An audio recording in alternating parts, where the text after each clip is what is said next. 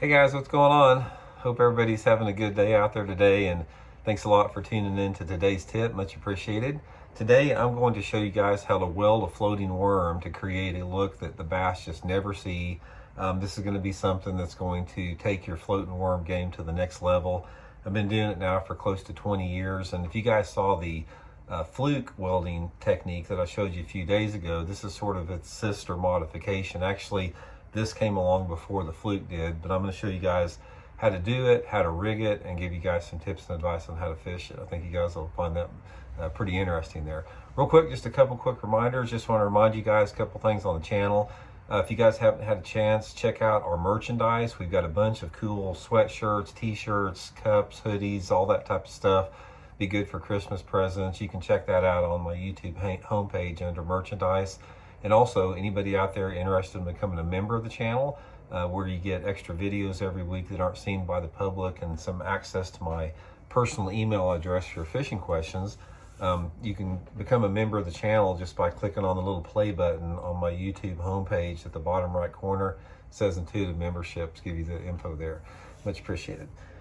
Okay guys, this right here, I can't take credit for developing this. This was actually developed by a friend of mine in Arkansas that fishes Beaver Lake a lot. He developed this about 25 years ago, and he used it very successfully on Beaver Lake. He showed me how to do it. I've used it since then and caught a ton of big fish on it anytime they're biting a floating worm. So I'm going to show you guys how to set it up.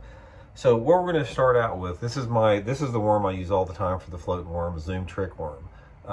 Big selection at Baitworks in Springfield. I'll include the link in the description if you want to get some there. But for this modification, you're going to need 2 trick worms. First thing you do, and like I said, the color just depends on whatever is your own personal preference. The first thing you want to do is come in the tail right here and see where the largest part of the tail is right here in the middle. You want to snip that off right in the largest piece right there. So you got it where it looks like this. And then take your next part of your worm and clip it probably about 1/4 of an inch below there, just like that. So what you're wanting is a place to be able to join these two together. Next thing you want to do, take your lighter, or you can use super glue, worm welder. I think a lighter works really good, but I just heat it up until the thing just sort of catches on fire a little bit. Let it burn just a little bit, blow it out, and then stick it on there. Now, one of the things you have to do on this after it cools a lot of times is I'll go back over it and I'll sort of melt some of the area around it, and that makes it a lot tougher there. So I'll go back in this, and you can see the length of the worm there, and you can take that color off too. But what this does, this creates a floating worm that's like 12 inches long. And like I said, make sure that you melt that really good around there so it doesn't come off. Guys, I'm telling you right now, when you got a 12 inch, or maybe, no, actually this is probably going to be 12, maybe 13 inches long. This thing in the water looks like a dang snake. You cannot believe, it's just all over the place. It's crazy looking. Guys, bass will annihilate this thing. I'm not talking just big ones. I'm talking about you can catch 1.5 pounders on it. It looks like a little finessey snake in the water. It's just unbelievable. Casts really good with a bait caster, even though I use a spinning rod. But the hook setup is really critical. In order to get this thing working right, you've got to rig it right, and it's all about the rigging. So what I do is I come in the tip, I'll bite just a hair of it off to get like a flat portion there. And then I take a 1/0 Gamakatsu straight shank worm hook, a light wire hook.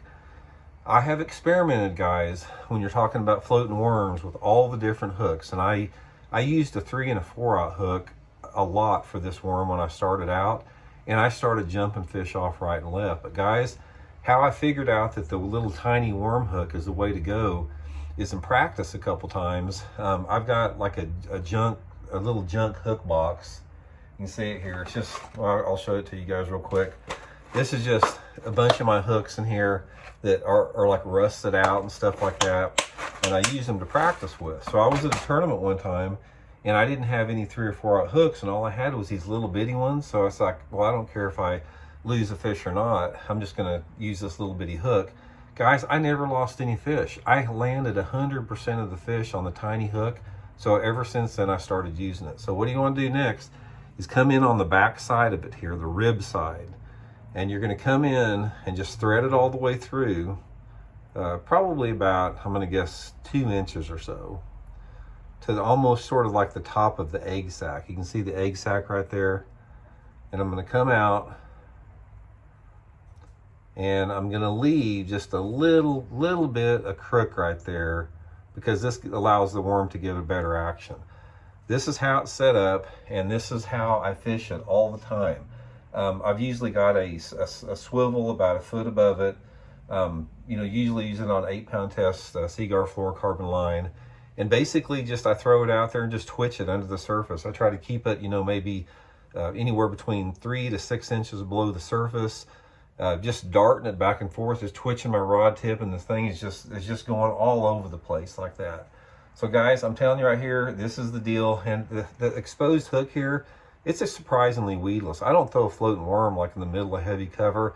I'm usually throwing it around targets so I can get by with the open hook there. Give it a try, guys. It's a floating worm is a great fall lure. A lot of guys associated it with around the spring and the spawn, but I catch a lot of fish on a floating worm in the fall time of the year. You know, I qualified for the top, or I made the top 10 in 2 Bassmaster Megabucks tournaments in October with a floating worm.